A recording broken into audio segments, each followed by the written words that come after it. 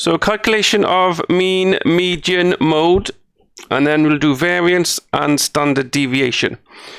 It's the example we did in class. So if you weren't in my class because you listened to this and you're in America or Australia or somewhere like that, don't worry, here's the data, so we can use this data.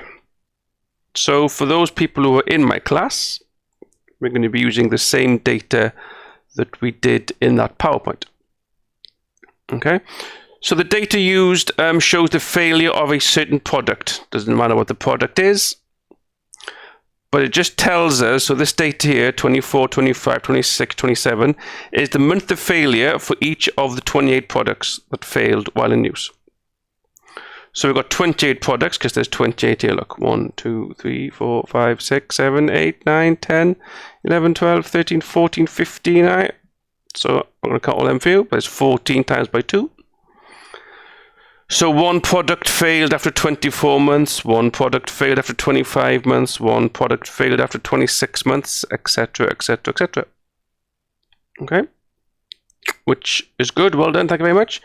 But we need to work some stuff out, some statistics for that, to see if we can work things out and see what they tell us.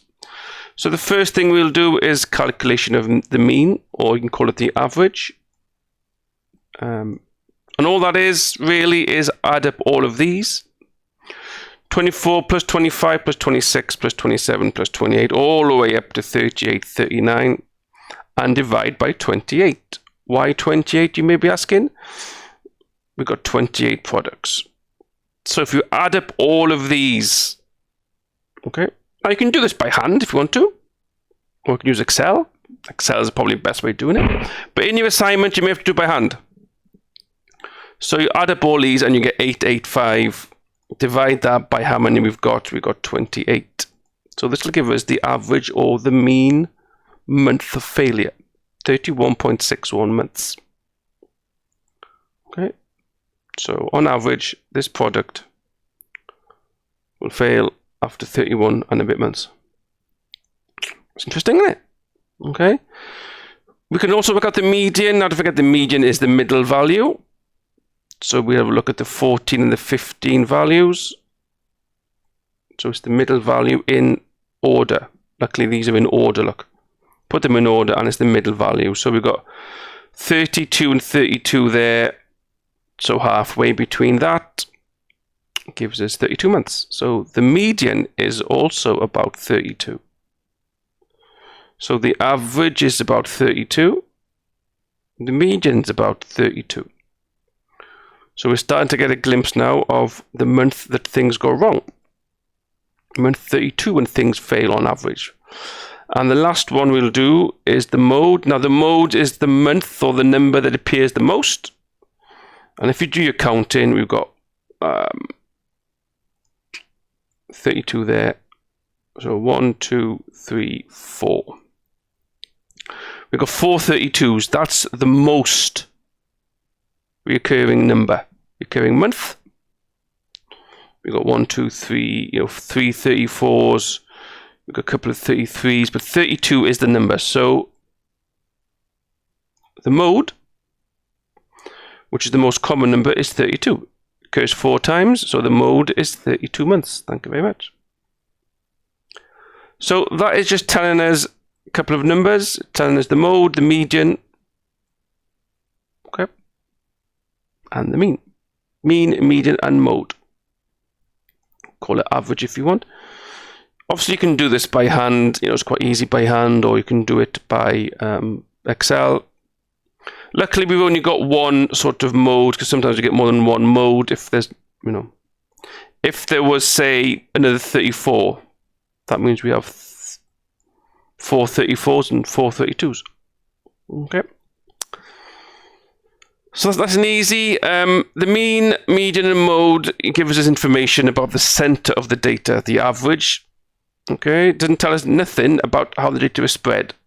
So it's not very useful. It just tells us when roughly on average something's going to fail. In this case, it's going to be about 32 months. Okay, it doesn't tell us the spread.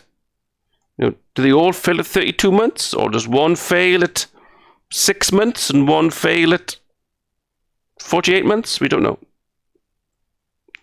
So the mean, median, and mode, let me get a better pen. The mean, median, and mode gives us information about the center. Doesn't tell us about the spread. Doesn't tell us about the spread. This is where the variance and the standard deviation come in. So the common measures used to give information regarding spread of data is the variance and the standard deviation. Now don't go nuts. It sounds like it's, complicated, but it's just numbers, number crunching. So the variance, implies the varying. So does it vary from the mean, from the average? And the standard deviation, how many, deviations from the norm? Does it deviate from anything? So deviation means deviate, and variance means varying. Now, we can work it out. We'll use a grid. Okay, you will need to know this to do by hand, but it's easier by Excel. You can even use a calculator. If you've got a fancy calculator, you can use Excel, or you can use a calculator to work out these things. I find it more fun to work out using by hand, because at least then you know what you're doing. The problem with doing it by hand is you might make a mistake. So, make sure you know how to do it this way, and if you didn't use Excel, there's enough formula on Excel that it does it for you. But to find the variance and the standard deviation, this is what you got to do. In this column, put the month of failure. We'll call that X. 24, 25, 26, 27, 28, 28, 29, 29, all the way up to the end. Make sure you put in, like there, I've got 2 28s. Make sure you put that in. Make sure you put the 2 28s in. Don't just put 1 28, because there's 2 of them, look. Right, there's 4 32s. Okay, there's 3 30s. Make sure you list them like that. So 24 all the way up, 38, 39. I'm not going to do it all, because we'll be able to do a grid in Excel, do it like that. So that's going to be called X. Don't get scared of that. It's just going to call the month of failure X. The mean month, or the average month of failure, which we just worked out, was 31.61, which is there. That is where that's come from. There. That's going to be the same, obviously, all the way down. Okay, all the way down. The difference is going to be X, take away X with a little sort of dot or a little bar on top of it, X dash. All that means is I'm taking this 24, because that's X and that's X, I'm taking it away from the mean. So it's the difference between 24 and 31.61. Don't be scared if you get a minus. Okay, so I've done one here. So it's the difference. 24 take away 31.61. On your calculator, do this. 24 take away 31.61. Gives you that. Press that. Minus 7.61. Don't be scared of the minus. Okay, so the next one then will be 25. So we'll just do the difference. So 25 take away 31.61. So 25. You can see how Excel will be good at this. Take away 31.61. Okay. Excel will do this for you in a matter of seconds. Minus 6.61. Don't forget the minus, okay? And then that's what you do for the rest. All the way down, all the way down. So when I get to 39 down here, I'm doing this. 39 take away 31.61. Thank you very much. Gives me 7.39. Okay? So do all of that for each month. You can do it by hand, do it in a chart like that. If you're using Excel, you can still set it up to use a chart like that, but Excel will do all the crunching, the numbers for you. So that's the difference. Okay, then we've got to square the difference. Square the difference. Now, all a square is like, 4 squared, isn't it? 4 squared is, you should know that without really doing a calculator. 4 squared means 4 times 4. So we're doing 4 squared is 16. Okay, that's what we're doing. So what we're doing is, let me rub that out. We're squaring the difference. Okay, we're squaring the difference, which means we're squaring all these numbers here. Minus 7.61, minus 6.61, 5.61. We're squaring them. Okay. Now, don't do this. Don't do that. Don't do this. So I don't do minus 7.61 squared. Don't do that, because you get a minus number. Your calculator might muck you up. Okay. Now you should all know that a minus times a minus is a plus. All right. That's what we're doing there. We're doing minus times a minus. Okay. There we are. See? It's a plus. So you've got to be careful if you're going to square it like that. Okay. So if you're going to do it that way, you need to put a bracket around this, just in case your calculator gives you the wrong answer. Right? So 7.61 squared equals that. Rounded up. Okay. I'll say it again. Don't do this. Don't do minus 7.61 squared, because you get a minus number, which is wrong. Okay, a minus times a minus is a plus. So I've done that for all of them. So again, I'll do this.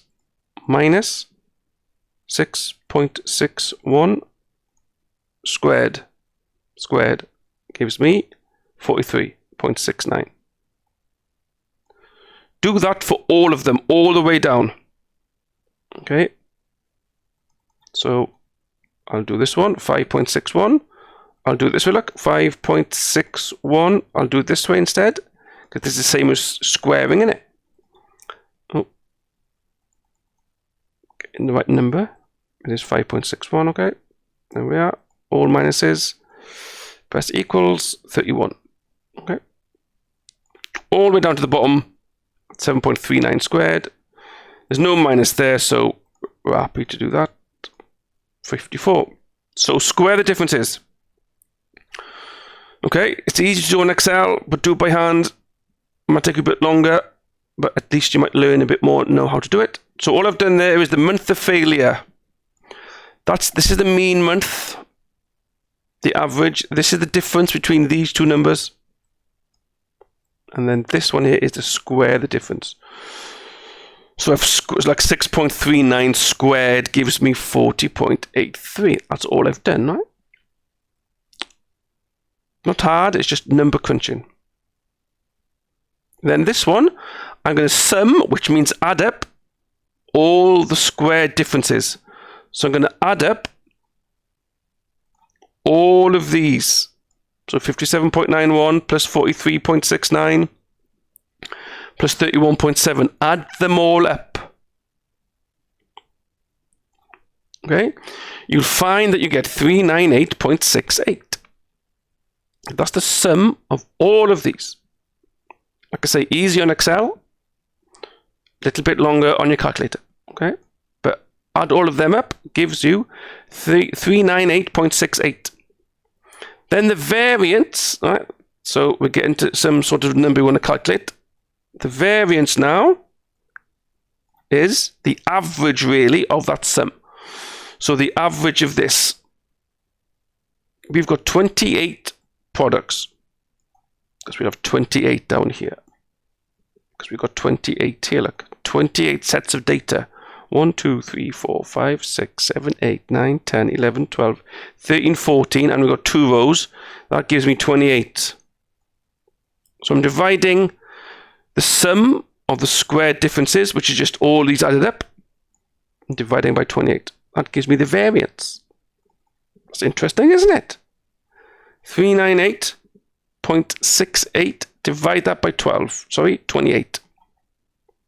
gives me 14.24. Look, that's the variance. Explain that in a bit. And then the standard deviation, look, standard deviation is the square root of the variance, which is 14.24 in our case. Okay, so all I'm going to do is this, square root 14.24. Square root, which is that, of the variance, which is 14.24, gives me the standard deviation, which is 3.77. That's my standard deviation. If you want to get a bit more accurate, because we rounded this 14.24 up, this is what you could do. You suppose you could do this square root and put that in and put in, 398.68 divided by 28. Do it in one go, look. 3.77, so that'll do me. So the variance is 14.24 and the standard deviation is 3.77. What does that mean, Morg, you may ask? Well, a small variance means the data is closely clustered around the mean. A large variance means data is spread out widely. So it's telling you really that it's quite a small standard deviation and it's quite a small variance, which means the data in our case is spread around the mean. That, is around 32, look. So it's 24 and 39. So, spread quite closely around 32. It's not going down to like 1, is it, or up to 100. So that's what the variance means. And the standard deviation. Okay, sorry. A small variance means it's closely clustered. A large variance means data is spread out widely. Go back to the dartboard. Remember I talked about a dartboard? Okay. Wherever you're watching, I hope you know what darts is. It's a dartboard. Okay. If I've got, double 20 there and treble 20 there. Okay.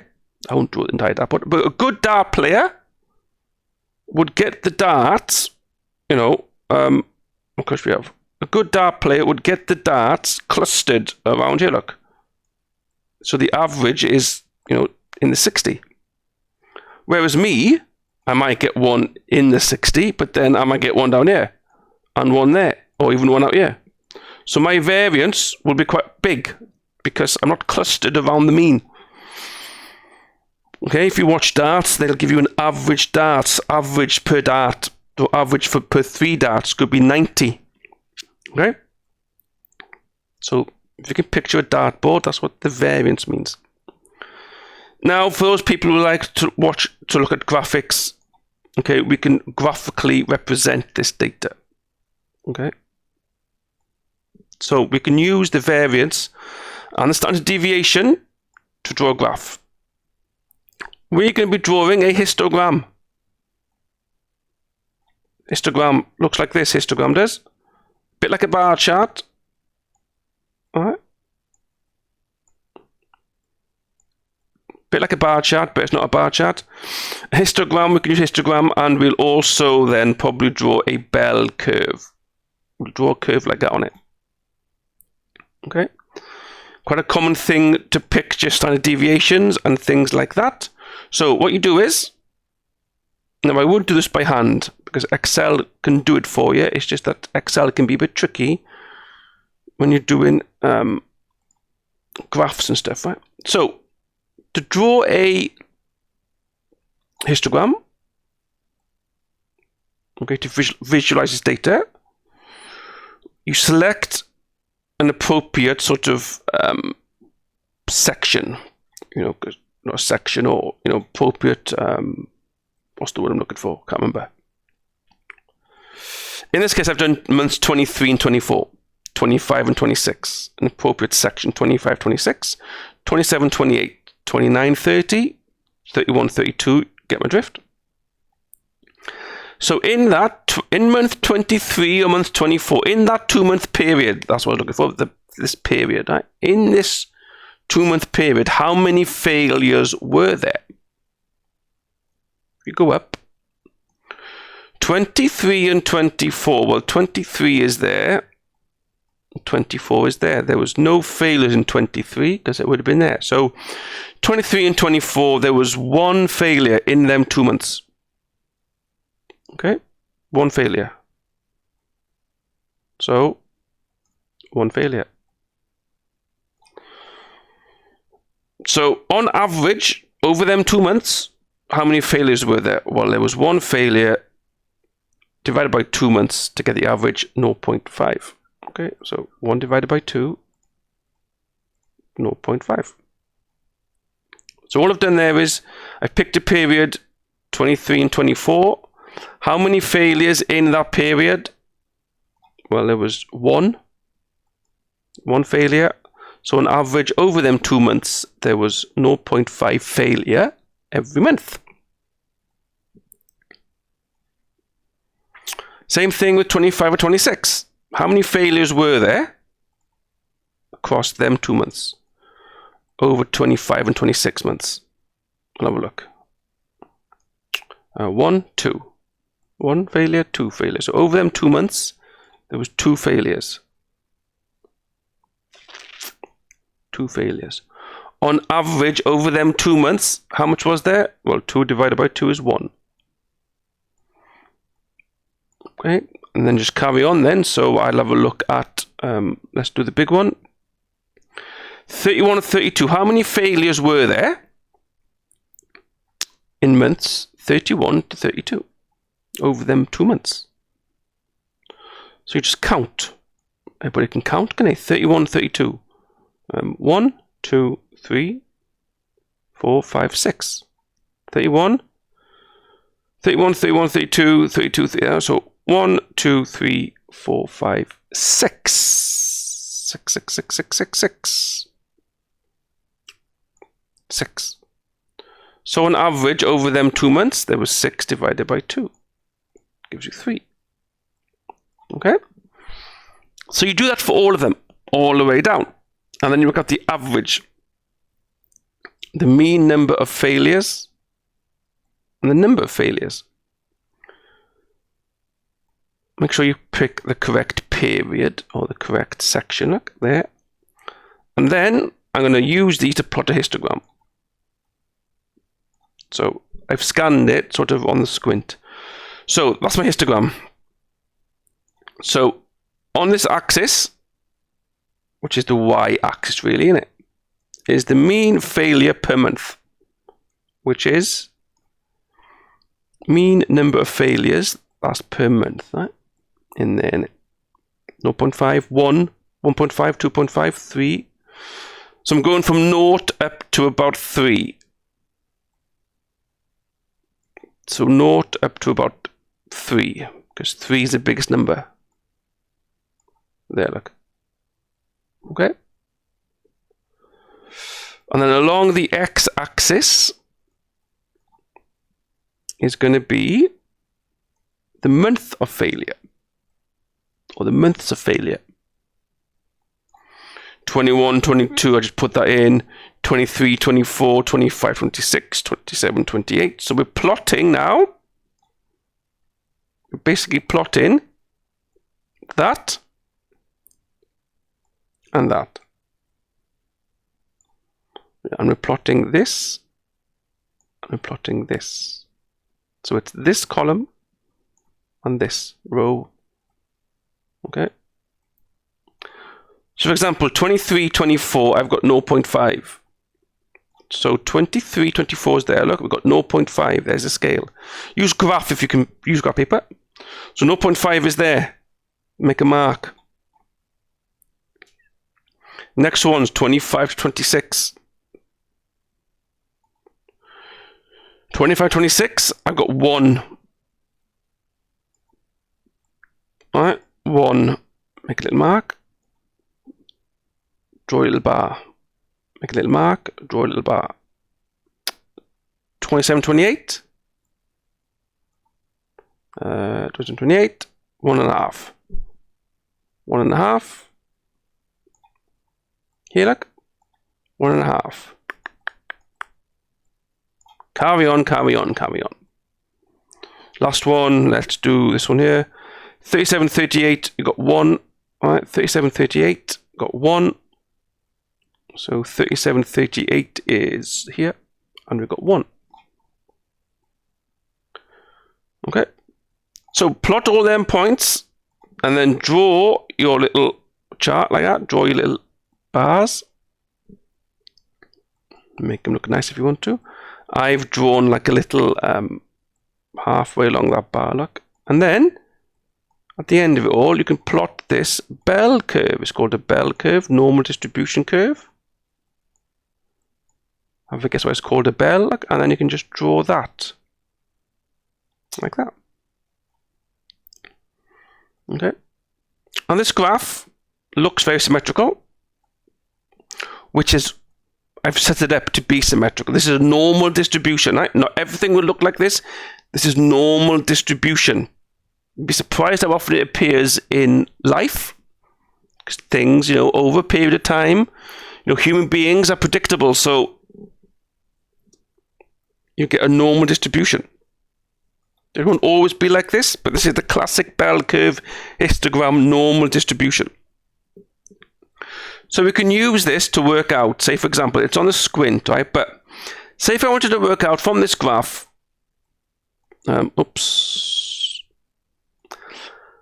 how many failures were there in months 35 to 36? Okay, so if I wanted to work that out from this graph, well, I'd look at 35 to 36, which is here. I would go, right, what's this number here? This number here is 1.5. There's 1.5 failures. Is that the answer? No, it's not the answer. It's 1.5 failures, but it's per month. Because each bar is 2 months, don't forget. Each bar is 2 months. There's 1.5 per month. We've got 2 months. 1.5 times by 2 is 3. So there's 3 failures in months 35 to 36. So this graph, this bar chart, this histogram is a good way of representing and showing failures over a certain period. Obviously, we've worked it out here, look. It's there, look, because we worked it out. But some people prefer to see a graph. Okay. Same thing can be done. How many failures in 25, 26 in them 2 months? Let's have a look. Well, here's here, look. That one there. Okay. So we've got one failure. One failure. Right. That's per month though, and we've got 2 months, so it's 2 failures. Which we knew because going back to this. There, look, 25, 26, 2 failures. So again, if you like numbers, you can see it off the chart. If you like to look at things, you can look at a bar chart histogram with a bell curve. Obviously, I should have scanned this the proper way. But you get my drift. Okay? So, this histogram can be used for a lot of things. It can be used to predict when a certain percentage of failures will occur. So say if I wanted to work out these 28 products, okay? These 28 products, when will 10% have failed? What month? Will 10% have failed, 50% have failed, and 90%? So when will 10% of failures occur? Might be a handy thing to know, okay? 50%, when will half of them have failed? Handy thing to know, perhaps. And well, 90% of them failed. Handy thing to know. So 10%. So we can work out from this graph. So we know that 10% of 28 in my book is 2.8. So I'm doing there. I'm doing 20. What is 10% of 28? Well, 28 times by 0.1 will give you 10% of that, won't it? 2.8, which is about 3.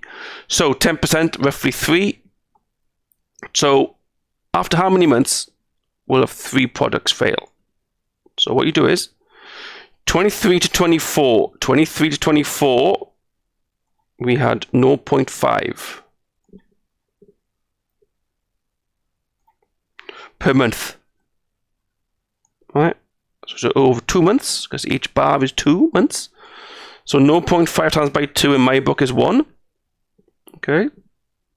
1. Trying to find 3, by the way. 25 to 26 that month. Oops. 25 to 26, come on. 25 to 26, we've got 1. 1, 1, 1, 1, 1. 1 per month. 2 months. 2. 1 plus 2 is 3. So that's 3 products failed. So it'll take 3 failures, okay, after 26 months. 10%. So 10% will have failed after 26 months, which is 3 failures, because 10% of 28 is about 3. Do the same thing for 50. 50% of 28 is 14. So after how many months will we have 14 products fail? Well, we know 23, 24 is 1. We know 25, 26 is 2. 27 to 28, if you look on the graph,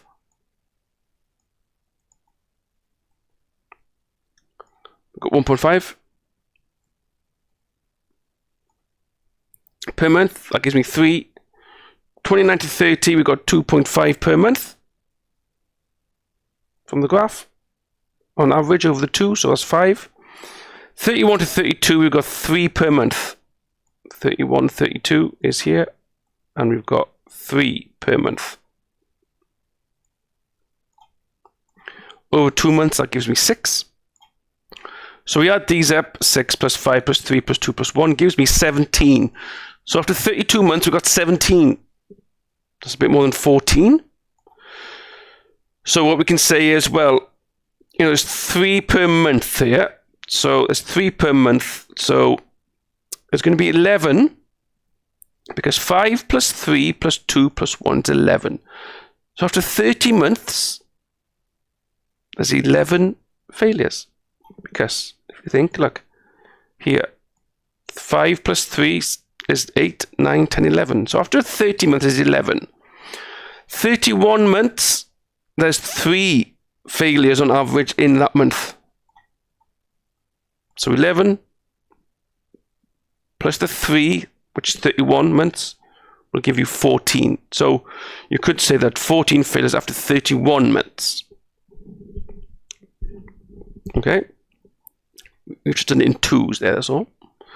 So after about 31 months, you're going to get 14 failures, which is about 50%. Well, it is, isn't it?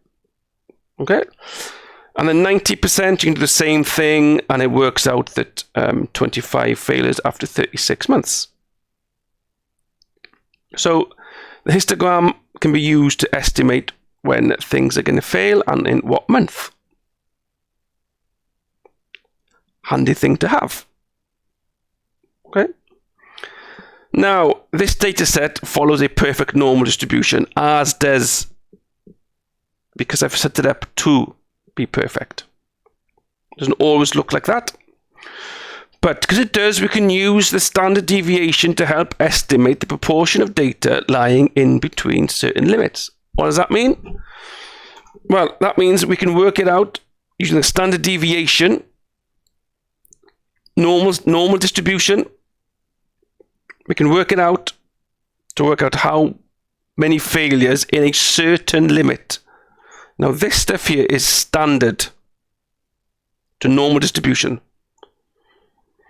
We can use this because our data follows a perfect normal distribution. Okay? Won't always be the same. So you can always apply this, okay? So, plus or minus 1 standard deviation, plus or minus 2 standard deviations, plus or minus 3 standard deviations. Now, to work that out, so we can work out how many failures, when will 68% fail? When will 95% fail? When will 99% fail? How many months in our case to failure? So all we do, 1, 2, and 3. percentage of data within limits. 68%, 95%, 99%. Standard limit, standard way of doing it. To work that out, put your mean in. The mean's 31.61. There, look, and there. Standard deviation is 3.77. That don't change. It's the same like we got up here, look. Where was it? Up here somewhere. There. The deviation. And the average or the mean was 31.6 months. So put that in your grid, in your chart, like that. Okay. You get 27.8 and 35.4. What does that mean? Well, that means that 68% of our products will have failed between 27.8 months and 35.4 months.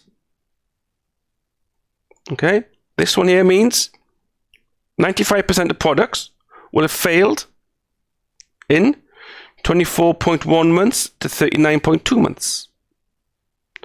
And almost all will have failed, 99% would have failed between 20.3 months and 42.9 months. Don't forget, it's this failure here, look. Okay, how did I get them numbers? Well, I just did this plus or minus 1. So you just do 31.61, which is the mean, minus 1, because we're doing minus 1, times by 3.77, which is the deviation, the standard deviation. And then plus 1, we'll just do plus 1. This is the average or the mean. This is the standard deviation, so that's all you do. So 31.61 minus 1, because we're doing 1 deviation, times by 3.77. 27.84. Do the same thing. All we're doing now is going to be doing 31.61 plus the 1. So 31.61 plus the 1 times by 3.77. Gives me an answer. 35.38 gone up to 4. Do the same thing. Oops. Same thing for the 2. I'm just changing this to 2. Same thing for the 3. That's where I get it from. So I'll just do one more. I'll do this one here. 31.61 plus the 2, because we're doing 2 standard deviations, times by the deviation, gives me 39.1, 39.2, look. So that might blow your mind a bit, but all it means really is that 95% of products of our product will fail between these months. 68% will have failed between these months, and almost all will have failed between these months. That's all it means. This only applies because we've got a standard deviation which looks like that. It's all symmetrical. If it doesn't look like that, you can't necessarily use what we've just done. You can't use these standard numbers here. Okay. So, if the distribution were exactly normal, as is, funny enough, you would expect 68% of products to fail between 27.8 and 35.4. So I'm just saying that, look. 68% to fail between 27.8 and 35.4. Okay. So 68% of products, which is about 19. So we've got 28. 28 times by 0.68. 19 in it. So we will expect 19 products to fail between here and here. 68% of 28 is 19. So 19 products will fail between 27.8 and 35.4. If you look back at the data, there were indeed 19 products that failed in months 28 to 35. So if I look at 28 roughly and 35, there should be 19 products. 28 and 35. Go up. When this works, 28 and 35. So here, look, 28 and so 28. So 1, 2, 3, 4, 5, 6, 7, 8, 9, 10, 11, 12, 13, 14, 15, 16, 17, 18, 19. Between 28 and 35. There's 19 products in there. So that makes a bit of sense.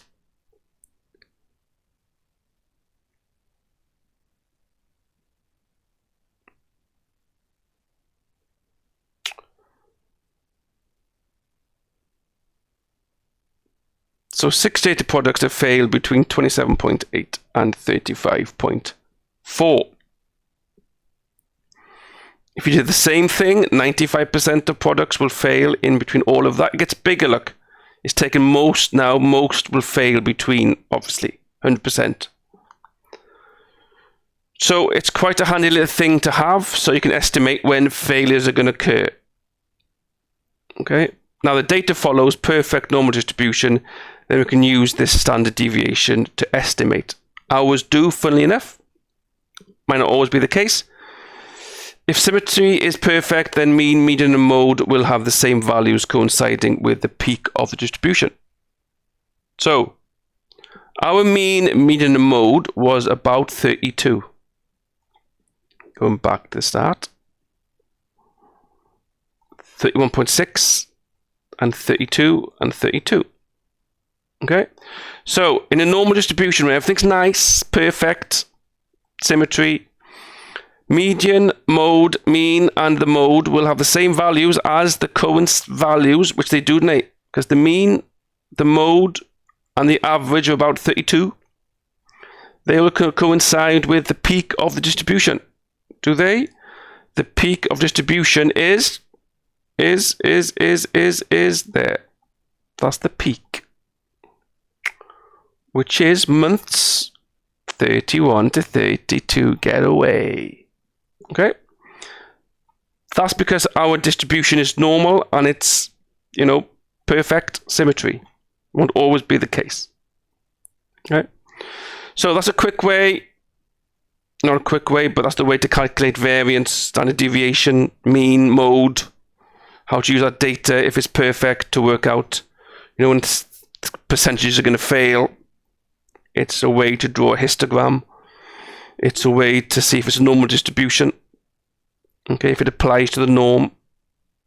Okay, it might not do.